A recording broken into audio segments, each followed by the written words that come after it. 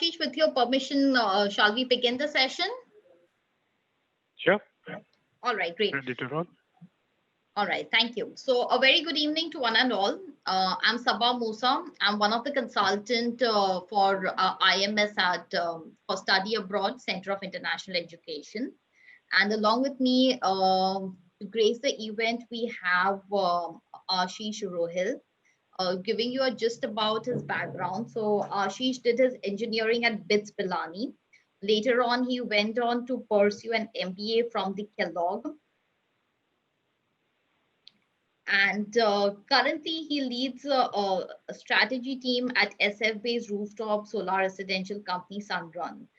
He's had a tremendous professional and personal experiences in more ways than one. And the most important and above all, he's also earlier in his career was an entrepreneur and also worked with BCG as management consultant.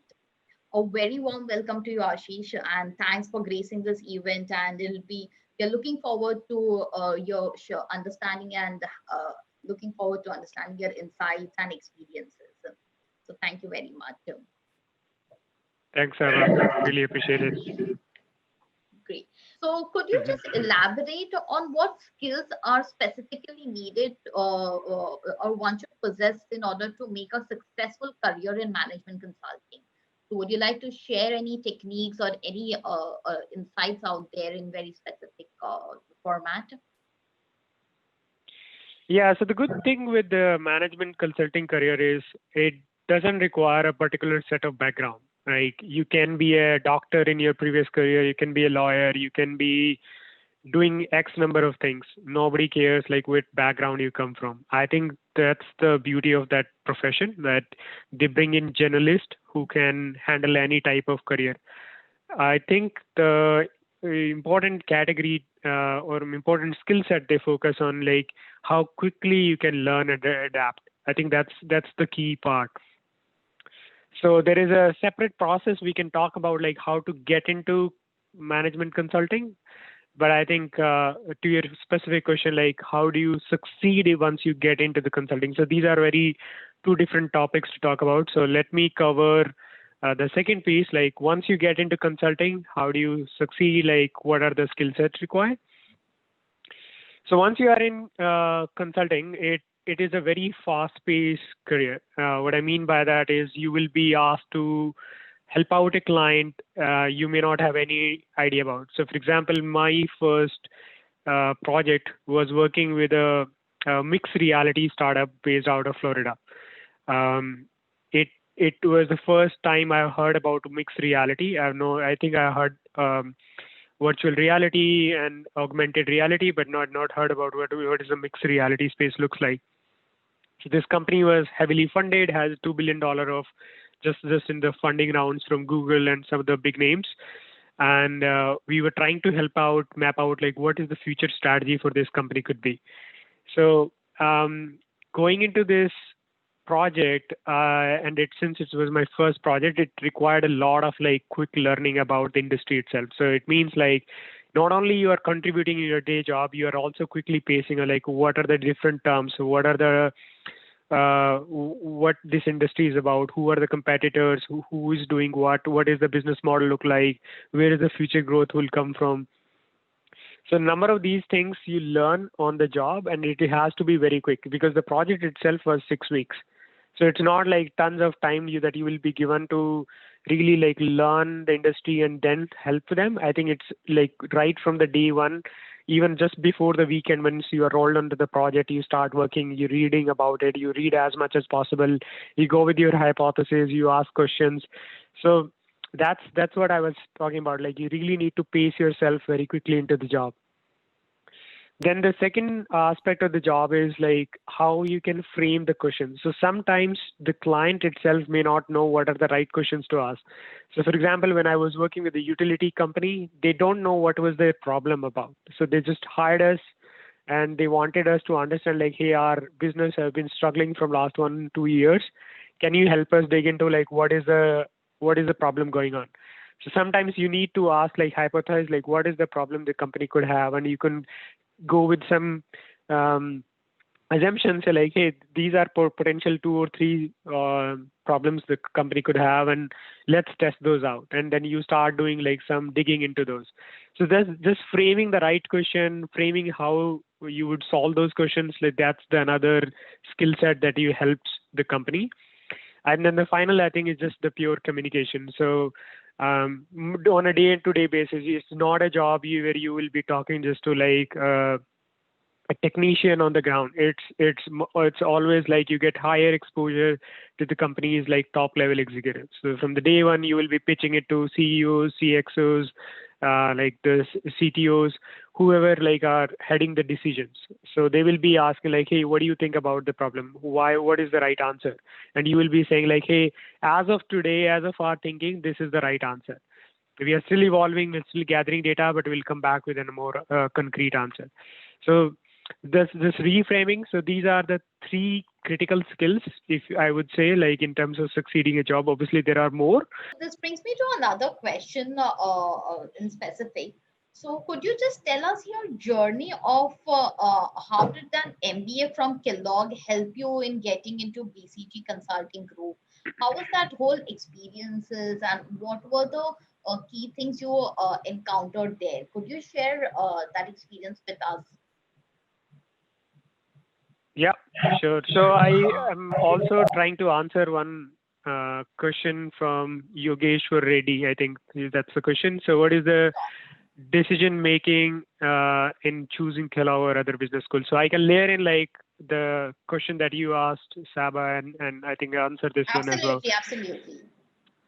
So there are a couple of pieces to it. One, the US business schools are known for certain set of industry focus, and Kellogg is one school which is very known to like place people. Actually the highest percentage of students who get placed in the top 3 consulting firms, which I mean like McKinsey, BCG, and Bain.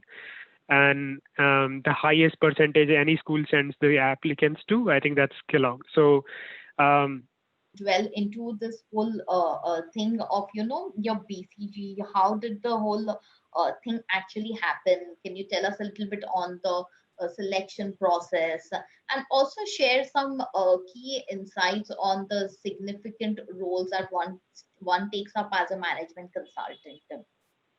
Mm-hmm. Yeah, so I can hit one of the questions that I think I'm reading here from Rajat Srivastav. So what are the transferable skills, especially for a candidate who's an engineer, has worked in public sector for a management consultant? So there are 2 parts answer, and which I can layer in like the process to get selected to the business school. So obviously I'm not talking about like how do you get into the business school, but more about like once you are in business school, how do you get selected by the MBBs, the top 3 consulting firms.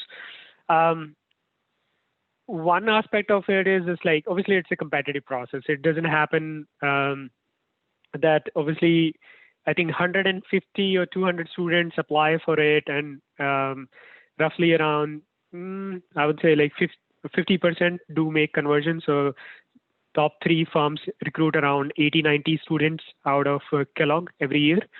That's still a very high number.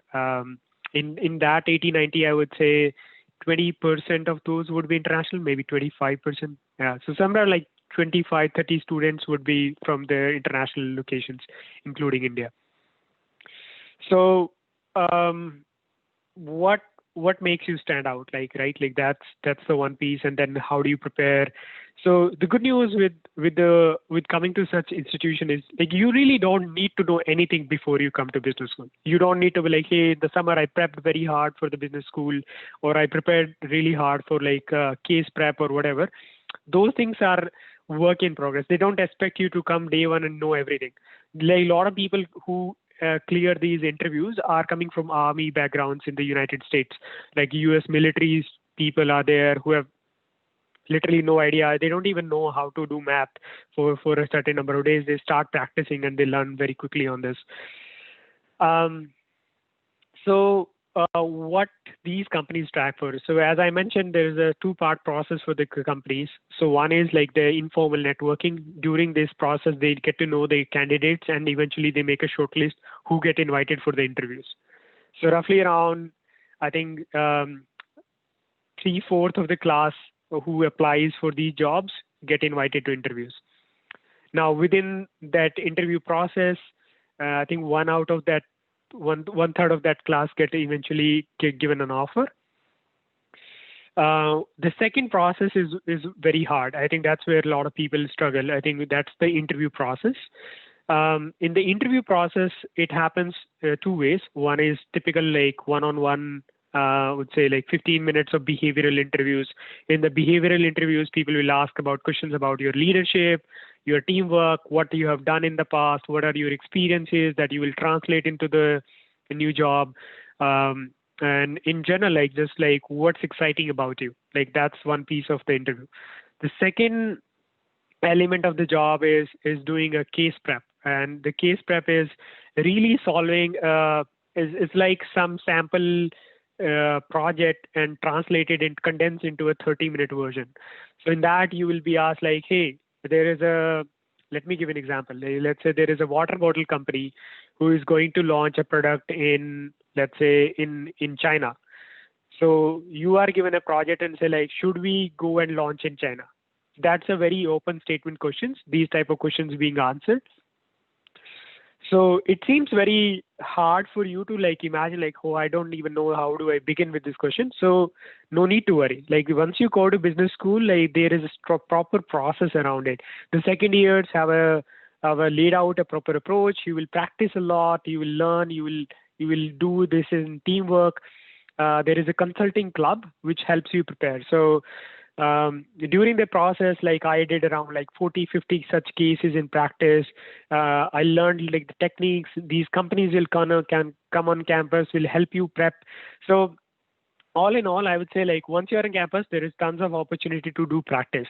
The problem becomes like if you are not in any of those like top business school and you're still trying, you're probably doing MBA from some other school, which you probably don't have that platform for you to like practice, because a lot of this is like learning from peers. A lot of peers are like really doing those smart cases. They will find a different approach to solve the problem. So if you're not on to the top business school, you can still make it.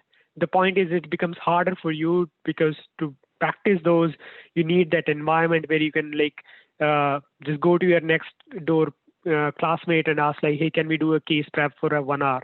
And you block those time. You do like you give a case to the other candidate. You learn like how this candidate solved the problem, and then obviously the vice versa. So that's the tactical approach of like how do you get into consulting. Yeah, let me answer this question. I think this question is asked from Anoop. What's the earnings like for a management consultant at a top tier firm versus a product manager at top tech, say 5-year time down the line? So one thing is like some of these jobs are very highly paid jobs. At least when you compare yourself to the population earning class in the US, you would be among the top 1 percentile of the paying class. What I mean to say is like it's definitely gives you enough buffer to pay back your loan. You have a lot of money to save as well. The typical salaries start from like, if you go to consulting firms, typically 170K, 60K, like 160, 170K, that's the base earnings. Plus you have some bonuses and all, so that takes you up about 200K. That's once you like right fresh out of business school. So obviously over time you have options to explore other career paths. Tech firms typically don't pay as much on the base salaries, but they give you lucrative stock options, and you see like a lot of stocks have gone crazy these days. So that could pay out rich dividends for you. Like especially, let's say for example, you're working at Amazon, your base pay could be around 120K plus. You would get stocks for another 80K or 70K per year or maybe more, and that's at the current valuation. So as Amazon strike price goes up, your stock values could go up. So I would say like 200K at or not 200K, but I would say like maybe 160 to 200K, like that would be a safe number to expect. Like if you go to a top business school, you can land into any of these categories. All right. Thank you, Ashish, for gracing this event and sharing some wonderful insights that would help all our students, while they are planning their way forward to the chosen field. It was really great connecting over you and having, had this wonderful conversation about this whole consulting and how the MBA works. I would like to thank even all the attendees to patiently listening to the insights given by Ashish. So yeah, thank you very much. Yeah, And thanks everyone. Thanks for dropping in late night. yeah, thank you. And to all students, in case if you want to get a profile assessment and more detailed understanding into anything which is related to study abroad, and also we have our social media handles. You can connect us through one of these, and we would definitely get in touch with you all. Yeah. All right. All right, thanks guys. Have a great Thank night. you, Ashish. Yes, thank you. Thank you. Have a good weekend, everyone. Thank you. Bye bye.